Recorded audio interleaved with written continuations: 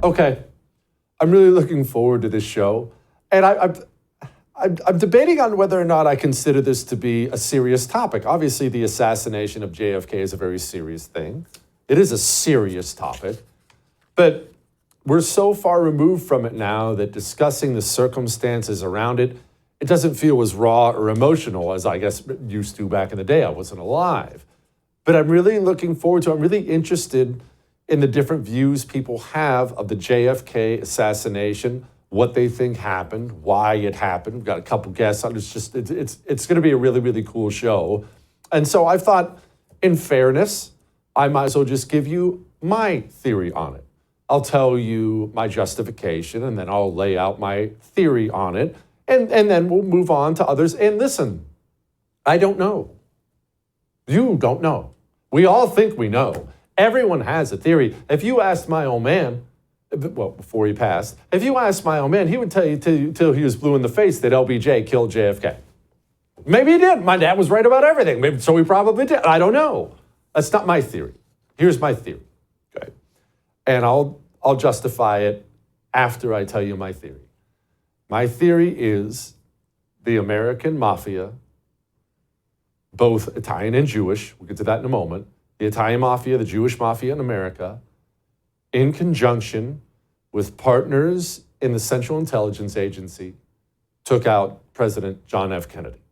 Now, let me explain why. Now, that's not something you haven't ever heard before, but allow me to give you my explanation. First, the background on all this. Cuba, the United States of America, before Castro, the United States of America really controlled Cuba. We really kind of did. We controlled Cuba.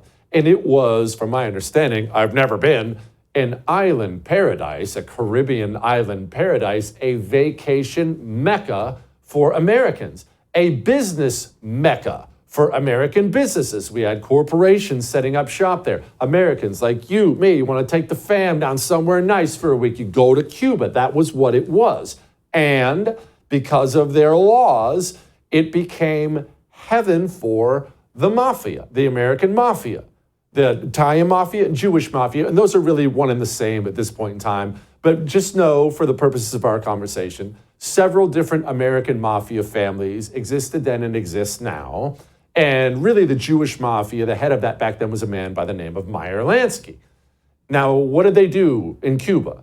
Well, gambling, casinos. The second you get people into a casino, that becomes like a magnet for mafia-type figures. The Trafficante family, that's a mafia family that ran Florida. The Marcello family, under Carlos Marcello, that's the mafia family that ran New Orleans. These names are going to be incredibly important, so stay with me here. Sam Giancana, who ran the outfit or the syndicate, the Chicago mafia. And plus New York, there's a lot of mafia connections. They're all involved in Cuba. They're making a fortune in Cuba, a fortune. Before they were making money on Vegas, they were making that money in Cuba. Then Fidel Castro leads a revolution. The communists take over Cuba. The United States of America is upset for a variety of reasons. One, we don't like communism. Two, we're losing our business interests. We don't want a hostile communist power just off of our shore. We are angry, and we want to do something about it. Guess who's just as angry as America was, or as the American government was? The American mafia was, Jewish and Italian. Quite upset because one of the first things Castro did was kick them all out of the country. No more money, no more casino, no more checks. Now, this is all documented. What I'm saying now, none of this is theory. This is all documented. So the American government wanted Castro dead, tried in several ways to kill Fidel Castro. They were struggling to do so, Central Intelligence Agency. At one point in time, they reached out to the American mafia because they thought the mafia could help taking somebody out. But it gets more in depth. You know about the Bay of Pigs, when we tried to invade and take back Cuba with a bunch of brave Cubans. What you may not know is many of those brave Cubans were trained here on U.S. soil. They were trained by Central Intelligence Agency, places like Florida and otherwise, and they needed guns. And who can move weaponry easily inside the borders of the United States of America? The American Mafia. This part hasn't really been confirmed, but it's believed that the American Mafia was helping run those guns to the Cubans who would eventually die and be imprisoned in the failed invasion of the Bay of Pigs, okay? So you got all that. Most of that is confirmed background. We're not even in the wacko conspiracy theory land. And then we get to the Bay of Pigs. People don't like to be embarrassed. I don't like to be embarrassed. You don't like to be embarrassed. Powerful men really do not like to be embarrassed. And they will oftentimes hurt people if they are. John F. Kennedy did not appreciate the Bay of Pigs, and he laid the blame squarely at the feet. Fairly or unfairly, he laid the blame squarely at the feet of the Central Intelligence Agency, talked about breaking up the Central Intelligence Agency. CIA didn't want that. Now, combine that with this. John F. Kennedy, his dad had all kinds of mafia connections. Bootlegging, prohibition. His dad, very powerful man, had mafia connections. Reportedly, he leveraged those connections to help his son win the presidency in states like Illinois, back to that Sam Giancana Chicago mob stuff. Now, the mob, they believed they helped John F. Kennedy win the presidency. John F. Kennedy won the presidency, promptly made his brother Attorney General. His brother, as Attorney General, went after the American mob. Not only did he go after them, he called them in publicly, made these secretive men publicly testify, and frankly, embarrassed them. I remember watching one of these things. I forget who it was. He actually accused one of them of laughing like a little girl. So now you have the CIA not that pleased with John F. Kennedy. The mob not that pleased with John F. Kennedy. John F. Kennedy takes a ride in a convertible through Dallas. John F. Kennedy is shot. Lee Harvey Oswald, I don't deny that at all. Whether there was a second shooter or gunman, I don't know. But what I do know is this. Lee Harvey Oswald, the man who just assassinated the President of the United States of America, was then paraded publicly on camera. Paraded. It's an odd move for such a security risk, don't you think? Not only was he paraded on camera, he was then shot on camera. You can go watch it to this day by somebody named Jack Ruby. Seems like a patriotic citizen, just upset about his president, of course. Well, that's interesting because Jack Ruby famously ran a Dallas area strip club for the mob. Jack Ruby, in his youth, used to go around and beat people up with clubs and chains for none other than Meyer Lansky. Jack Ruby was a lifelong mobster, just happened to be so filled with patriotic fervor that he took out Lee Harvey Oswald before Lee Harvey Oswald could testify to anything. Now, I will put a final bow on my theory, and then we'll move on and hear everyone else's theory. I'll put a final bow on it with this. I love American Mafia stories like any red-blooded American male. I read them. I watch the documentaries, book after book after book I've read. Now, you read one book from one mobster, you're gonna just anticipate there's a bunch of lies in there. These are career liars. That's what career criminals are. But it is remarkably consistent. Account after account after account after account, from Frank Sheeran's book, I Heard You Paint Houses, to a Bonanno book, to book after book after book after book, mafia guys from back in this era seem to tell the exact same tale, some version of it that I just told you. We helped elect Kennedy, then he screwed us over. We got to know the CIA really well previously. We decided we were going to take out the American president. One liar, okay. 10 of them, it's probably as many books as I've read talking about it, all telling the same tale, probably something to that. This is just my theory. Now, a lot of that, the background stuff, which I told you is fact, but that's my theory. Will we ever know? No, we will not ever know. Newly declassified documents don't shed any light on any of that. Now, they kind of indicate maybe some of that might be true, but we're never going to get confirmation of it. That's half the point of taking out the patsy, isn't it? All ties are severed. Maybe that made you uncomfortable. Maybe I'm right. I don't know. Let's talk to someone else who has a theory, shall we? Next.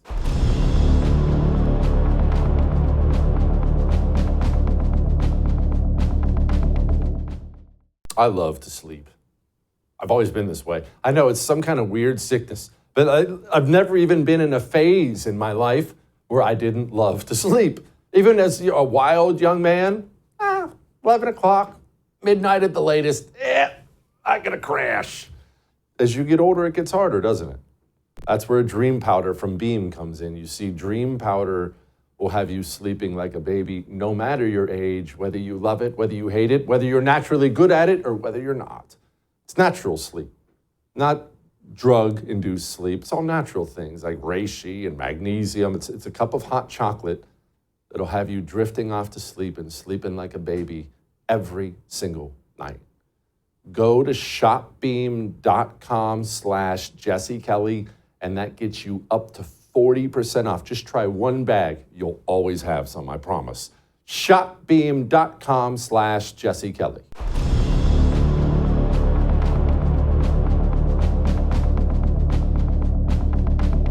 The JFK files, as promised, we were about to talk about them, but I thought maybe it would be better if you heard it from more of an expert on the subject than me.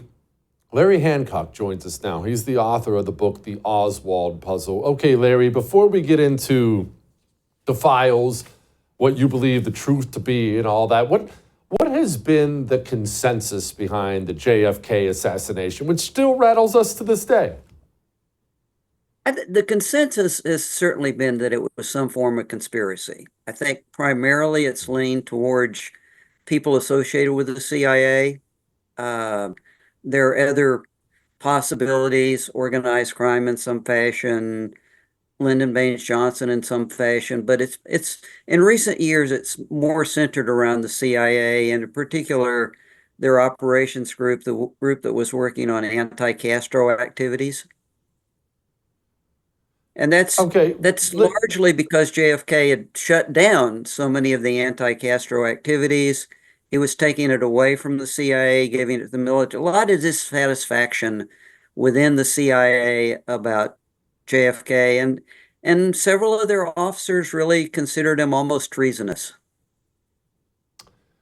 okay, help me understand that particular leap, because just presented that way on its face, okay, he's shutting down your department at CIA. You may be angry about it. You may go home, get drunk, scream at your wife, crying your Cheerios.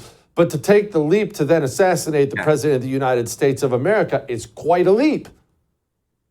That is a leap. And I think that's why it needs to be qualified. Over time, people have painted with real broad brushes, like, oh, it was the CIA in general, or it was Godfathers and the mafia in general. And that's a mistake. In the CIA, there was a very particular group of people to that things were very personal to. These were CIA officers and the anti-Castro exiles that they had been working with for 3 years from before the Bay of Pigs, people that had been involved with the Bay of Pigs. These are people who have been trying to bring down the Castro regime and kill Castro.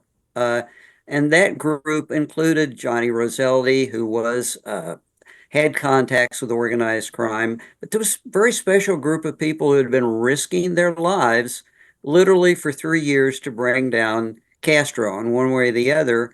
And in the fall of 1963, the message came down from Washington that JFK was actually beginning covert negotiations with Fidel Castro at his request. And those Castro had literally floated the offer that he was fed up with the Russians. Uh, they'd abandoned him. He wanted to get rid of them. He was open to discussions of neutrality, accommodation with the U.S.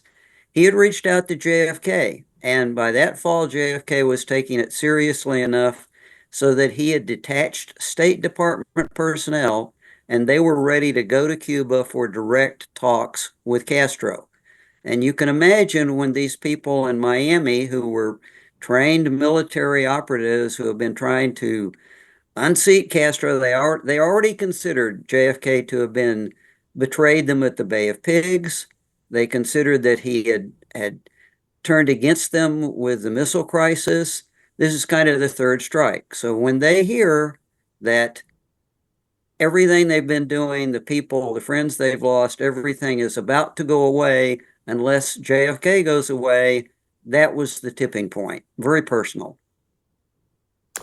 Okay, I'm sure we'll come back to that. Let's talk about the JFK files, because now we have, I think it's 63,000 pages, so it's a friggin' lot. And unless you are a much faster reader than I am, I doubt you've combed through every single document, but I'm sure you've looked at it. What have you seen? Anything that blew your skirt up? I have looked at it, and I have some friends who are looking at it all night. So basically, what we got to understand is what we've seen so far, which is some 60,000 pages, are all almost all re-releases. These are documents that already were at the National Archives. Many of them have been released 3 or 4 times. I looked at documents last night that I've seen 5 versions of before now, and they're simply being re-released with fewer redactions in most cases. There are still some redactions. Some documents are now totally unredacted. So that's good news in an historical sense. It gives us some names that we didn't have, some CIA identities, some sources, good information, and some good historical material, like Schlesinger's advice to JFK to literally take apart the CIA. And JFK was considering that. But it's good historical information, but there's certainly no smoking gun in regard to the assassination itself. And as I say, it's almost all re-releases. We may get some new documents from the FBI. They say they found 2,300 documents that they had not associated with the JFK assassination before. We haven't seen those yet. Those will be interesting. But um, some interesting things for me, for example, having written the Oswald puzzle, there's a lot of speculation that Oswald went to Russia as a CIA asset. They sponsored him. One of the documents I saw last night was the CIA talking, internal document, talking about how it didn't understand how Oswald had gotten to Russia through Helsinki, how he'd gone there so quickly. They were they were concerned about his how he'd gone to Russia, coming back with a Russian wife. Certainly doesn't sound like they were behind his going or coming. So that sort of information is helpful as well, but that's not about the assassination, that's about Oswald. Okay, so I guess something has me a little bit confused. It's not that I thought there was going to be some bombshell in this, but for 60 plus years, a bunch of documents have been kept from the American public, and president after president after president, including Donald Trump himself, has talked about releasing them, and then someone's in their ear saying, please don't, and then we finally get them, and it's just not anything that blew me away. So why the secrecy? Why wasn't this out in 1964? Well, I think that at least maybe we can explain. It would be good to be able to explain something, right? The CIA in Yeah. particular, not so much the FBI, but the CIA always said it was withholding documents because of names of people, identities of people, names of sources that might, endanger people back then or might certainly hurt their reputations. I looked at a document last night, quite a lengthy document that listed the names of a whole series of CIA media assets. Okay. And that a lot of that had been withheld. Now, is that going to be embarrassing to the families of people who said that they were, totally objective and open journalists to see that they have been taking information from the CIA for years and would be and the CIA had file names for them and considered them assets?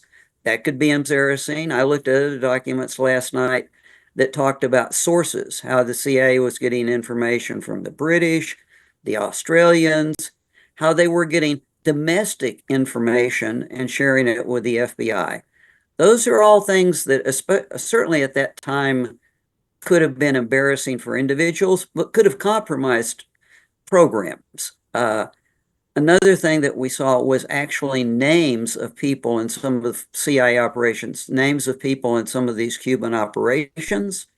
Uh, we knew about the operations before. We didn't know exactly who was involved. Now we can see who was involved, what their cryptonyms were, really trace their activities.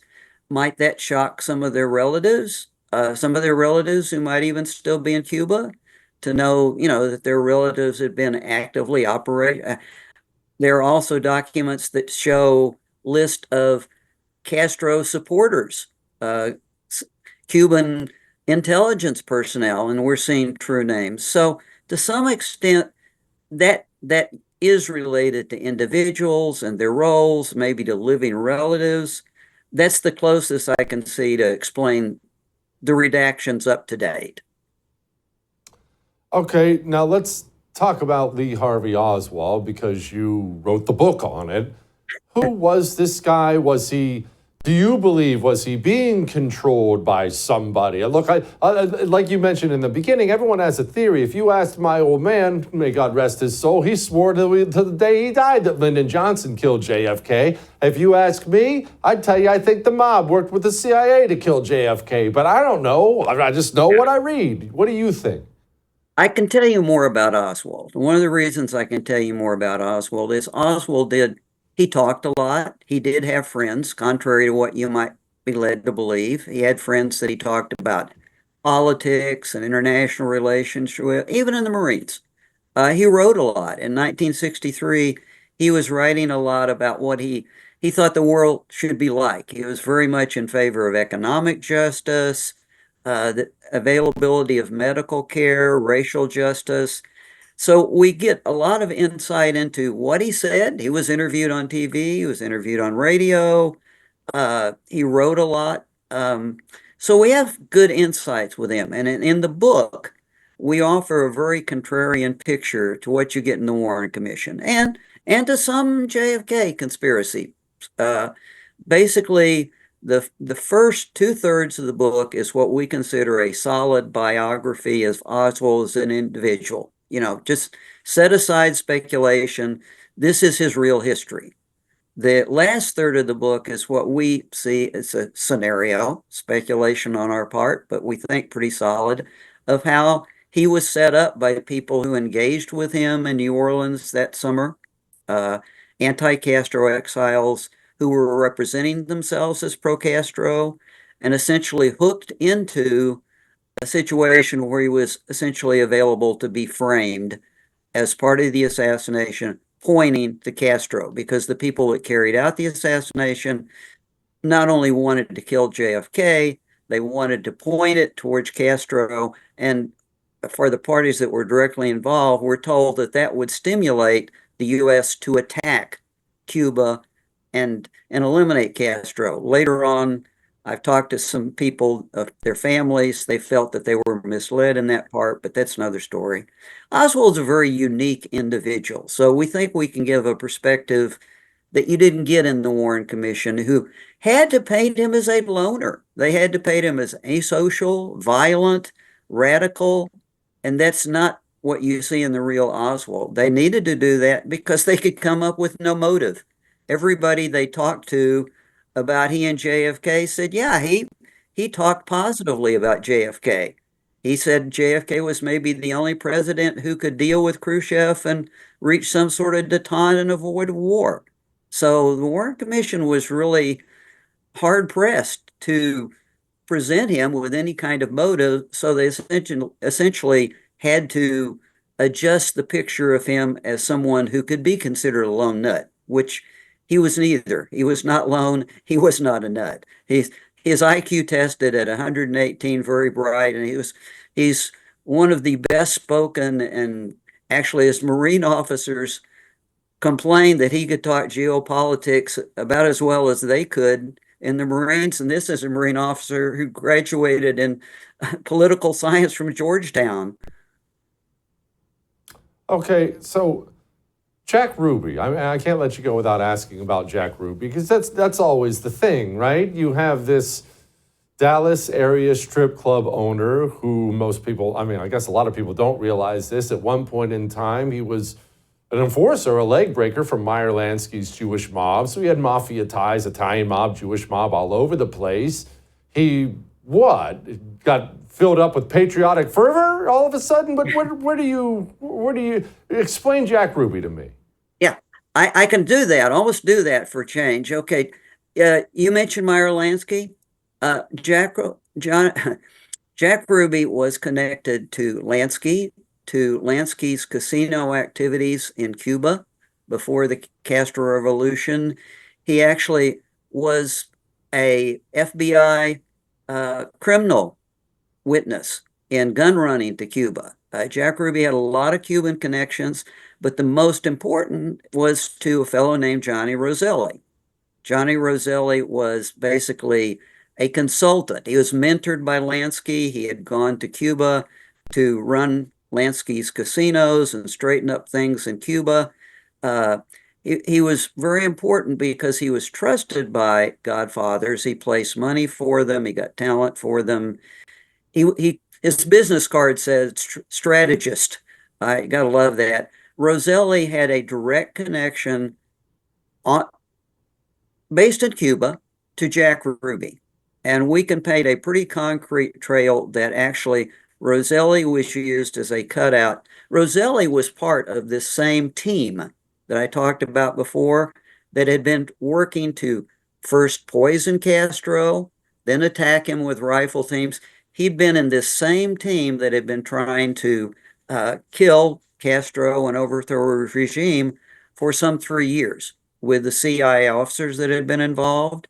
And he was brought into the plot because they were comfortable with him and because they specifically could provide him a deniable connection into Dallas to get a field guy on the ground who knew dirty cops, who knew how to get information inside Dallas about the motorcade route to could support this team in Dallas. And we pretty much have that laid out as to how Roselli served as the cutout using Jack Ruby and how Jack Ruby was brought in as field support to this team that went to Dallas for the assassination. Totally fascinating. I can't wait to read the book. Thank you so much, sir. It is the Oswald. Go read the book, The Oswald Puzzle. All right.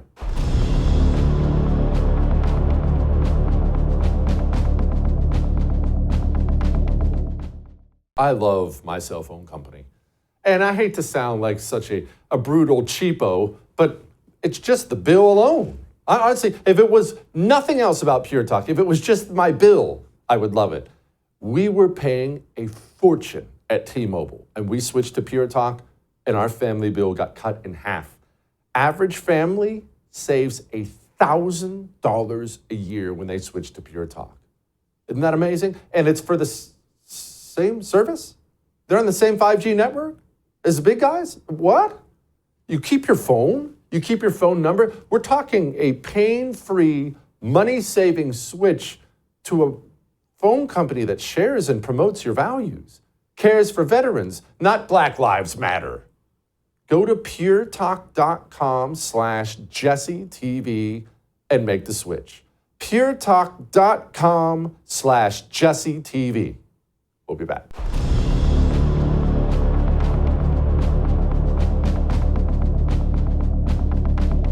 Well, the thing about JFK's death, his assassination, still reverberates, but so many people will talk about how, well, the secrets died that day. All the secrets died that day. There's nothing new we can ever find out, but I guess that depends on who you talk to. Joining me now, Damon West, author of the book 6 Dimes in a Nickel, is going to talk about these things. Damon, before we get into your JFK story, who are you? Hey, man, Jesse, what's going on, brother? Thanks for having me today.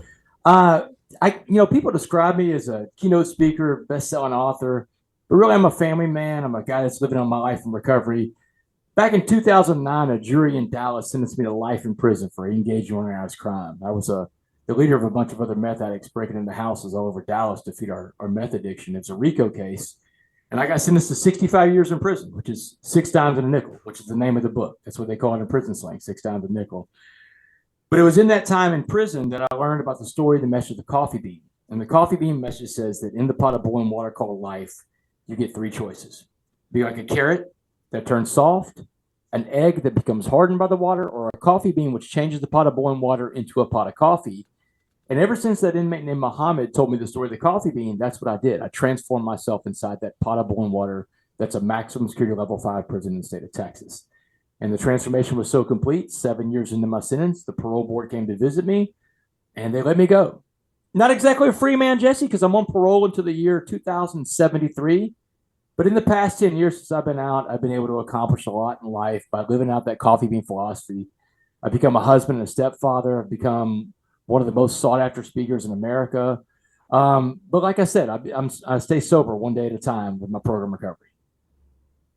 How about that? Good for you, my brother. I love when people get out and turn things around. It blesses me. Blesses me to know it. Well, you know, Jesse, here's the thing. People love, what I found is I'm a storyteller, right? People love storytellers. And I think human beings have always learned from stories. We've always either learned lessons and morals from stories. We've learned principles from stories. We've been entertained by stories. For millennia, human beings have learned at the feet of storytellers. And that's really what I've become, Jesse. I've had this incredible life. You know, I tell my wife every day, I can't believe this is my life. But in this life right now, I get to go out and share these stories and these messages that I've picked up along the way. And as a storyteller, I know that people love certain stories with certain elements, right? Americans, we love underdog stories, Jesse. We love it. We love it because when the underdog wins, we win. We love stories that have sports in it. I've got that in my story too. I was a Division I starting quarterback at 20 years old at the University of North Texas. But we really love true crime and prison stories, Jesse. And that's what's going to dovetail us into this conversation today is the true crime and prison aspect. Here's the reality of life. And I go around speaking as a speaker all the time. Most people will never have a SWAT team take them down. I get that. Most people will never have to live inside of a maximum security level 5 prison. I get that too. But in my mind, I understand that the SWAT teams of life come for us in different ways, right? A SWAT team of life can be a divorce, it can be a bankruptcy, it can be a marriage failing, it can be a job getting lost, it can be something happened to one of your kids or one of your pets. Life-altering events are when the SWAT team comes for you. But when the SWAT teams come, you have to ask yourself, what's the opportunity in this adversity here? Because I know that inside of every adverse, difficult situation in life, there's an opportunity there for you to grow, an opportunity for you to become a better version of yourself. In fact, I believe the best version of you is on the other side of whatever adversity you face in life. But the catch, Jesse, is that you have to go through that adversity to meet the best version of you.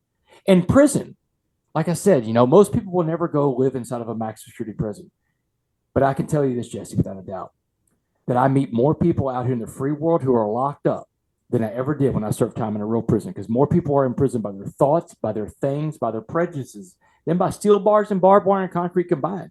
And you can take that from the guy that spent almost 10 years in the joint or the professor who teaches about the joint, because one of the things I've been able to do, Jesse, since I got out of prison, I went back to school. I got a master's degree in criminal justice. I wanted people to take me more serious than just some other ex-con that walked out of prison. And I became a criminal justice professor at the University of Houston downtown. Get this, Jesse, teaching a class called Prisons in America. How about that for flipping the script a little bit, Jesse?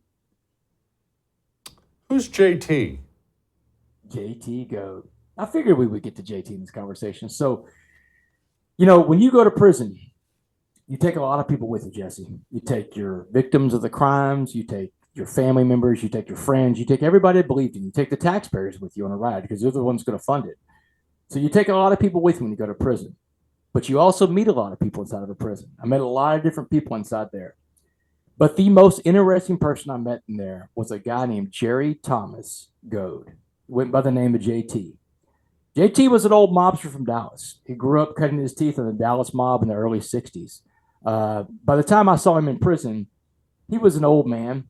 He had given his life to Christ. He's really one of those people, one of those rare people, I think, Jesse, that walked the talk. You know, he didn't just talk about being a Christian. He lived being a Christian, lived by the code of forgiveness, of, you know, mercy and justice. And, you know, he was just a really good guy when I met him.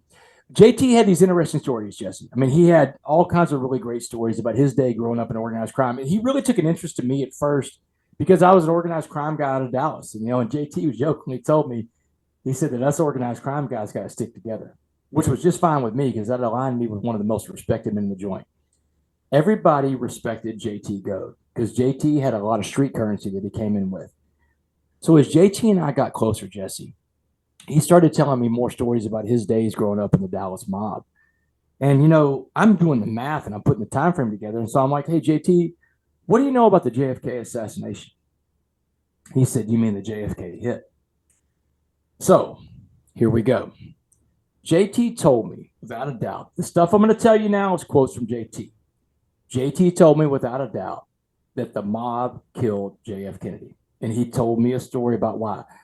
But before I get to the story that he told me about the mob being the people behind it, let me tell you some of the other stuff he told me at a granular level that was going on in the city of Dallas at the time.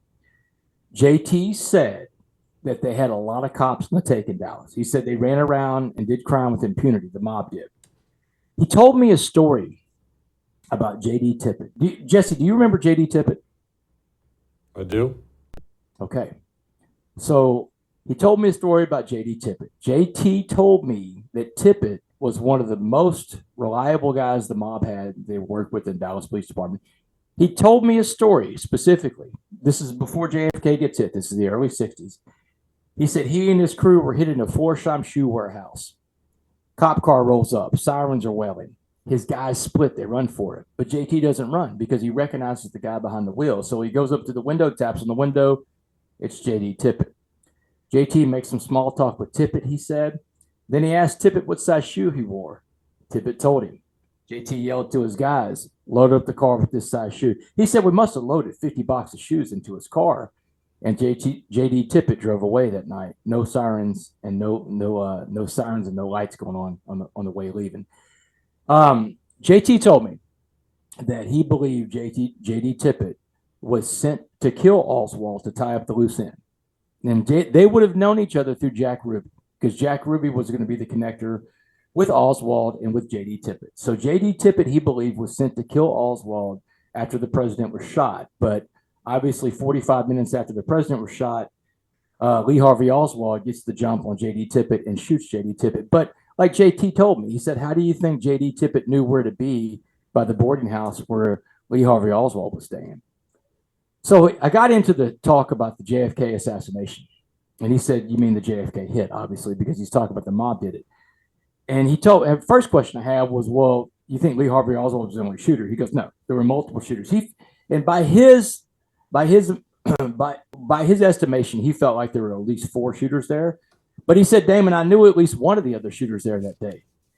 So the day before the JFK hit, he runs into Charles Harrelson in a bar in Dallas. Now, Charles Harrelson is an infamous hitman.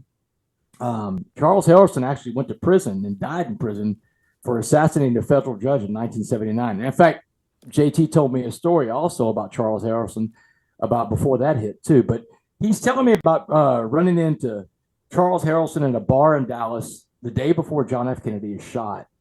And he said he saw Charlie in the bar. And he asked Charlie, he said, hey, Charlie, what are you doing in town? Charlie said, I'm here on business. JT said, that's all I had to know, because Charlie's business was killing people. So I understood why Charlie was in town. JT also told me that a few days before Kennedy was coming to town, his boss told him, get all the girls off the street. Now, JT's job at the time, he ran girls, guns, and drugs all over Dallas for the mob.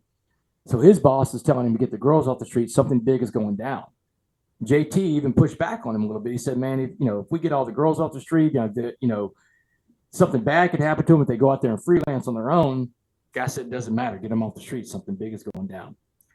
So on November 22nd, 1963, JF Kennedy is shot and killed in Dallas, Texas. The story JT told me next, Jesse, was so wild that I've never heard it anywhere else. I asked JT to write it down for me. And he did, but he gave me one instruction with it. He said, you can't share the story until I'm dead, Damon. So after I'm dead, you can share the story I'm telling you. JT died on February 21st, 2023. This book coming out right now was the first opportunity to share this letter that JT wrote me. And, honestly, Jesse, I didn't have any intention of coming out and talk about this letter before the book comes out. It's just the final chapter. The final chapter of the book is called the bonus chapter. It's called JT's story. So many people are fascinated with the character of JT. They wanted more. He was actually a person that made an appearance in my first book, The Change Agent. And people wanted to know more about this guy. We're, again, Jesse, storytellers. We're fascinated by stories about true crime in prison. Who's not fascinated in America with mob stories? So the bonus chapter at the end of 6 Dimes and a Nickel is about JT, and it has this letter that he wrote me. So JT is telling me this is after the JFK assassination. He's got the girls working the streets again. And he gets a frantic call from one of his girls. And he goes and meets with her. And she said, I got a friend that's in some serious trouble. and I'm paraphrasing from the letter, Jesse, so this are not going to be exact quotes, but all this is coming from JT. So JT talks to this girl, and she said, listen, my friend is a burlesque dancer at Jack Ruby's club. It's called the Carousel Club, famous burlesque club in Dallas. So she's one of the burlesque queens for Ruby, and she was staying after tonight to clean out her locker because she met an airline pilot and she was going to go off and get married and leave the life.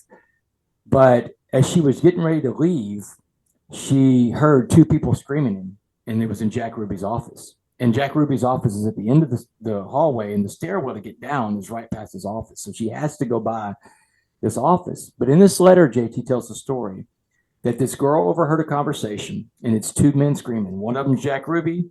One of them is Frank Costello, the head of the New York mob, New York and Chicago guy.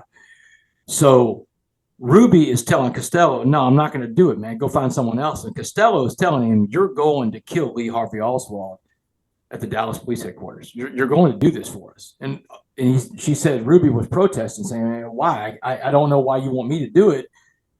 And Costello's telling him, because you're the only one that can basically get in there. And we have someone on the inside waiting for you, and they know they're going to let you in. You're going to go do this. And if you don't do it, Costello said, we're going to kill that little dog of yours, that weenie dog you like. And if you know anything about Jack Ruby, he had this weenie dog. I think her name was Sasha. Yeah, he actually left the dog in the car when he killed Oswald, if you read up on it. So Costello's telling him, if you don't do this for us, we're going to kill your dog. Then you don't want to know what we're going to do to you before we kill you.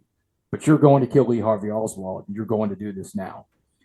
And this girl realized that she heard something she should not have heard. And in JT's letter, she said she tried to get out of there quietly, but a sound gave her away.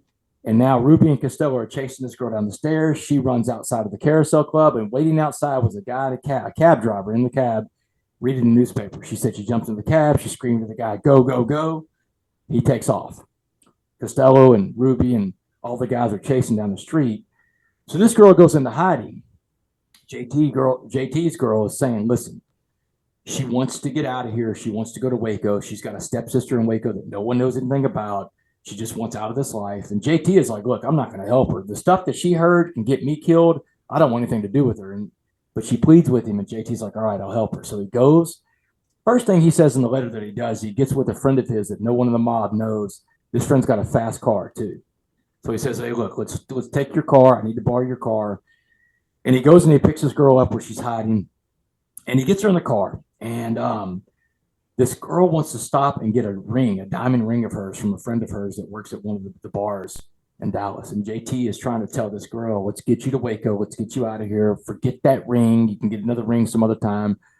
But she's insistent to get this ring. So JT takes her by that bar, and he says, listen, you've got 30 minutes. And if you're not out in 30 minutes, then I'm out of here. Well, in the letter, JT talks about this stalling, and he's taking a long time, taking longer than he thought it should. And he said in the letter, as soon as the girl comes out of the bar, all these Dallas squad cars come pulling up. And they actually cuff this girl and shove her in the back of an unmarked police car. And they drive away. And the JT's about half a block back. And so he follows this caravan of police cars down to the Dallas police station on Harwood, one of the Dallas police precincts. JT's pretty spooked by this, but he drives off. And a couple hours later, in the letter, he says he calls their mob lawyer guy, the guy that handles all their mob business, calls him up and he says, hey, listen, there was a girl that I was helping tonight. She got arrested. She got taken to the city jail in Harwood. Can you call in there and see if there's a way we can get her out, get her a bond? JT said the mob lawyer called him back and said, forget about that girl. And JT was like, why? He said, because the girl you're talking about hung herself tonight in Dallas City Jail with her nylons. Now, Jesse, if this guy's telling the truth, and I don't think JT was lying to me. JT was a pretty neat guy, but JT was a good Christian guy by the time I met him, and he has nothing to gain by lying about this. It's such a granular story, right? Why would a person that's so eager to live her life and go off and get married to this airline pilot and start a new life over again, why would she hang herself in Dallas City Jail? Obviously, JT's implying that someone else inside the jail helped her hang herself, right? Yep. How about that? Damon, that was unbelievably interesting. Thank you, my friend. All right. We'll be back.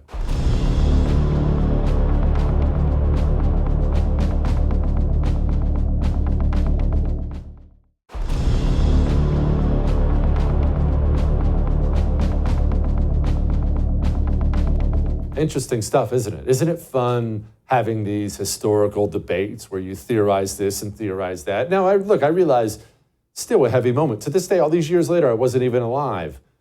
Somebody murdered the American president.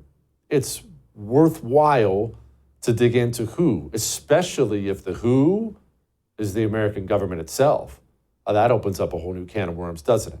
Anyway, I hope you enjoyed it. I most definitely did. We'll do it again. I would thank you for coming to my YouTube channel, but I know how brilliant it is, and I know you love it here. So subscribe and watch. We're going to start really ramping things up and putting some funny stuff, some interesting stuff out there, some collaborations. Either way, my YouTube channel is officially the place to be. So stick around.